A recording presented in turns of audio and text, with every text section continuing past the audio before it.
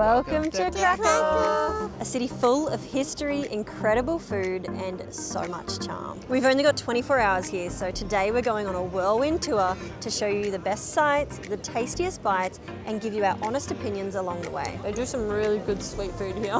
We'll be tasting some iconic Polish street food, exploring a few must-see landmarks, and giving you the real, unfiltered experience of what a day in Krakow is really like. And we're starting our day right here at the Krakow Barbican, one of the few remaining fortified gates from the city's medieval walls. Yes, there's a moat. So if you fell in there, what do you think would be in the water? Crocodile. Probably. Oh, you'd just be stuck in the water, wouldn't you? Daddy, this used to be water. Built in the 15th century, the Barbican was part of Krakow's defence system. It's a great spot for history lovers and photo lovers too, because it makes for a really great backdrop. You guys are the cutest. And from here, we're heading into the St. Florian's Gate. The gate was built in the 14th century and was the main starting point for the traditional royal route, where Polish kings would parade into the city for coronation. I love that straight away there's just this Macca's. Our Airbnb is actually right here on this road, which makes for a great base location for us to explore Krakow today. But yesterday we arrived late afternoon and it was absolutely packed here. So it's really nice to be able to just see it in the earlier morning when it's not as busy. Look at that one. Well, how are we going to pick? That one with cinnamon just looks good too. Hi, can I get the raspberry with white chocolate? Thank you.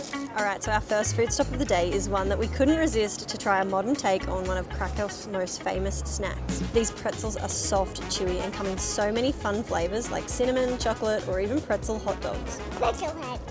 Pretzel head. These aren't the traditional Obwarzanek that you'd find on the street for centuries, but they are inspired by them. Traditional Obwarzanek are boiled before baking and even have EU protected status, meaning only ones made in Krakow using traditional methods can legally use that name. But these guys put a creative modern twist on it. Eat it together like Lady and the Tramp. Oh, I wasn't expecting that. And I think we actually made a terrible mistake. Can you pull the other half off? So Tom wasn't too excited about it, but I think he likes it. It is so good. It's just thin pastry and heaps of sauce. Now I just need another coffee. Yeah, I honestly wasn't expecting this much filling. So good. So soft. You can tell they're made fresh too. Yum. Do you want to try, Mila? So good. This has exceeded my expectations by far. I honestly wasn't expecting it to be this good, but it is so yum. And it's such a bummer because we've wasted so many opportunities to eat these over the last week while we've been in Poland. So now I'm just sad that I didn't eat more of these, but I'm very grateful for this one today. So we had our modern twist.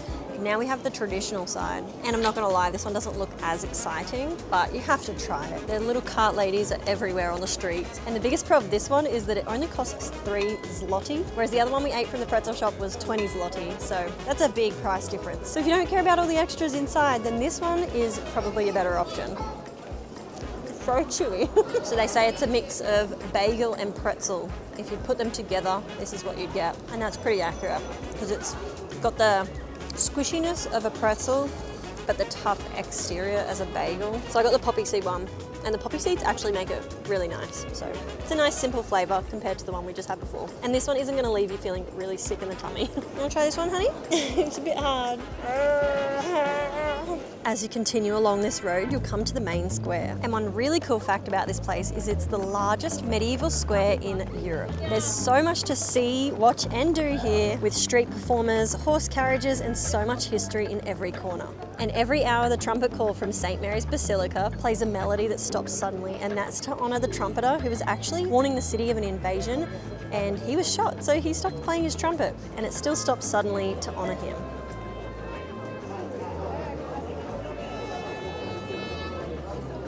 Everywhere you walk, you're going to find all these pigeons waiting for someone to throw them a snack. So in the centre of this huge square, you'll find the market hall. And I've seen some videos of this place getting absolutely packed, but right now it's pretty good. So it's nice to just walk through and see the little stalls. There's a lot of touristy trinkets here now, but it would have been really cool to see this back in the day and see what they would have actually used it for as well. And on the roof, you can see all like the coat of arms and shields and stuff like that, which is really interesting as well. If you do want to learn a lot more about the little things that you might not be able to learn while you're walking around Krakow, you might want to do a free walking tour. I remember 9 years ago when we were here, We did that and we learnt a lot. Of course, I have forgotten most of those things by now, but if you do have some free time to do that, and maybe if you don't have little kids that would get super bored with that, it would be a really cool thing to do. And today is one of our colder days while we've been here in Europe. And it's funny because in the middle of the square there's also this little pop-up market. I think it's like a folk art fair or something. And it makes it feel a bit like Christmas because we're in our jumpers, it's cold, it's a bit windy and overcast today, which is a lot like the winter weather here. The lights are having a strobe party. Can I get a small with bacon? Yeah. You know what this looks like? A little oyster. Something small with bacon, apparently. It looks like a little oyster, don't you reckon? Like the inside, I kind like of. how it doesn't have a name, it just says small with bacon. No, it's Tradiki Polski. It's from the Tatra Mountains, which is a little hint to where we're going soon. Yeah, traditional grilled cheese from the mountains. Yep. Bit chewy. It's just cheese. It's a lot like halloumi wrapped in bacon. It's just cheese, the whole thing. That's crazy. Oh, that is a lot like halloumi. That's so good. Oh yeah, that gets me excited for next week. You can get a dumpling pillow. You like these dumplings here, don't you? Oh, a little pierogi. It's a magnet. I'm gonna get one. I have to. They're so cute. We're gonna have to get this one, aren't we? It's a shame we can't get a big dumpling pillow though. I think this is your favourite stool. So cute. So pierogi are Poland's most famous dumplings. They're soft, comforting, and the perfect mid-morning snack, especially after our sweet snacks this morning. Yeah, can we get the half portion, just the pork? I love that this was the first one that I read. Do you want to try and draw your pierogi? And while they're busy there, Tom and I can try these. Cheers. They look really hot. They might not look very appetizing, but they're good. You're a big pierogi fan, aren't you? It's such a unique flavour inside too. I feel like it's more like hearty and almost sweet in a way. They're so good. Your pierogi's so cute. What about the buff caddies here? In it? Nice, you did it. Mila's pierogi? And Callie's pierogi. That's what it looks like after digestion, do you think? Pierogi snack done. Let's go find a dragon. This is Wawel Castle, one of Poland's most important historic sites. So there's plenty that you can actually go in and see, read about, learn, explore while you're in the castle area. But we're just going to be walking around the grounds today because we've got lots to see. Also, the line at the ticket offices were really long.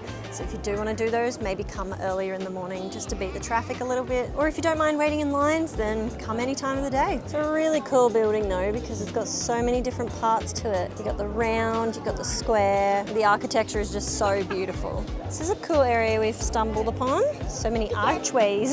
So many pretty flowers. They're so pretty, aren't they? That storm cloud back there isn't looking so good. The wind is picking up. It's getting a bit darker in the sky. Let's just hope we don't get rained on. So we're looking for the dragon now. And this moody weather is really adding to the ambiance because it makes it feel a bit spooky. And honestly, I'm a little bit scared, but not of the dragon. I'm scared of getting very wet. It's a very daunting grey cloud above us. This dragon is said to have terrorised Krakow until a clever townsman fed it a sheep stuffed with sulphur, making the dragon so thirsty it ran to the river. But the coolest part about this dragon is that he actually breathes fire. Whoa! It makes fire! No way! Did you see the fire? He breathed real fire. He pulls a bit of a crowd, this guy. Think he's gonna do it? Whoa!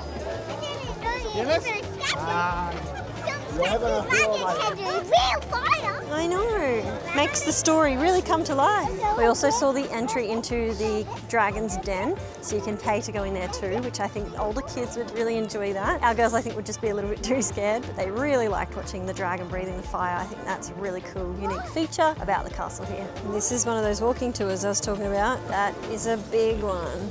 That is a very big walking tour group, that one. Somehow we've avoided getting rained on, which is a miracle, honestly. And we made our way back to the main square because we're looking for something that's a bit more lunchy. Pierogi was amazing, but it wasn't quite enough. So now we're going to try and find another one of Krakow's famous snacks. And yes, we have made our way back into the markets because I think that's where we're going to find it. Now you got to try and pronounce that word. Zapiekanka? Let's find out what it's actually called though. Thank you. And the zapiekanka needs 3-4 minutes, okay? Yep, thank you. I think it's pronounced Zapiekanki. Zapiekanka and Zapiekanki. I don't know if they're different or they just say it different sometimes. Thank you very much. Whoa. Looks good. Holy. Well, we found lunch, and it is big. So we're not sure how exactly to say it, but it's either Zapiekanki or Zapiekanka, but it just looks amazing. It's basically just this big baguette bread, and it's just topped like a pizza. It's got cheese, mushrooms. We also added salami, and then you've got a little bit of fried onion on top and some shallots or chives. I'm not sure which one it is, but it just looks so good. I'm really excited to try this. Big breadstick. It's so big. I think the onion really adds to make it really nice. It's a lot of bread, but also a lot of toppings, so it's really nice. That's so yummy. It's good, eh? Yeah. All the extras make it really nice. I think Really soft bread too. it's such a soft baguette. So yummy. Oh, pretty good? Not sure. She's a big fan with the sweet stuff, but when it comes to anything green on top, like most toddlers, she's not too sure. After a filling lunch, we're now taking a stroll through Planty Park. And I'm not sure if that's how you pronounce it, but I'm hoping it is because Planty Park is the perfect name for this place. And it's actually really cool to see this on a map because it's like a big green belt that's wrapped around the old town. There used to be a big city wall and moat that followed the same path, but in the 19th century it was dismantled to modernise the city. And it's the perfect spot to let the kids run around so we can have a relax and rest our legs. That's a pretty one you found. You hear a clip clap? What could it be?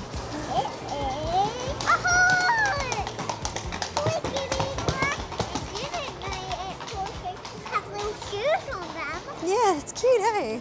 We're now on our way to a Polish restaurant for our dinner, and it's called Morskie Oko. My pronunciations here in Poland are probably all over the place, so just know that I'm trying my best. But I'm really excited to see what's on the menu. I'm sure there'll be some very traditional recipes on there, as well as maybe some modern takes. But I suppose once we get to the restaurant, we'll find out. Wow, it's so nice. Got the menu. Dinner's here and it looks really nice. For meal, we went with the golden chicken broth with homemade noodles, and then I went with the traditional Polish sausage, and it comes with some sauces and some onion as well. And Tom probably got the most interesting one. He went with the Highlanders potato pancake with beef goulash and sheep cheese, is it? Sheep's cheese. It looks really yummy. The potato pancake looks like a giant potato scallop. Yeah. Try some soup. It's funny, I chose a fork to eat soup. That's not right. That soup is really yummy. So simple, but so delicious. The sausage looks so good too. A good sausage is just like kind of hard to beat. It's so yum. Thank you so much. Bye. So that was such a good dinner, and the restaurant inside was just beautiful. It was all decked out with wooden interior and the furniture, and it was just such a nice place to go for dinner. And it's funny because the food here is always so much cheaper than if we got meals like that in Australia. So we got all those meals and it only was 149 zloty, which converts to about 65 Australian dollars. So that is super affordable for what we would normally pay if we go out for a restaurant meal all together as a family. So I'm pretty happy with that.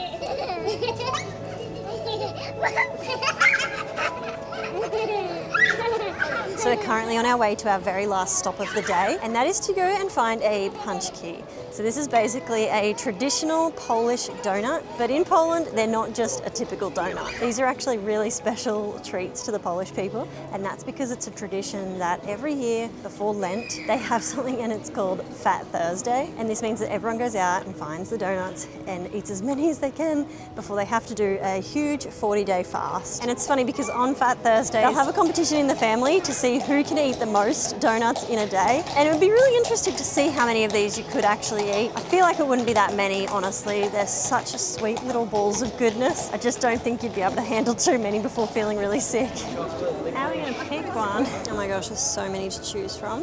What is cuckoo flavour? Thank you so much. Oh yeah. How excited are you for this? Yeah. You love waiting, don't you? Yeah, I do. Who's going to do the honours? I think we can let Mila have a first try.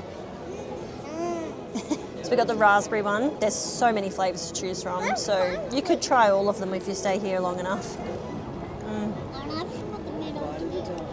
So soft. It's so good. We haven't got to the raspberry yet, but it's still so yummy already. Oh my gosh, bit of a sugar hit before bedtime. I found the raspberry. Oh, and it's just like that jam you like, Tom.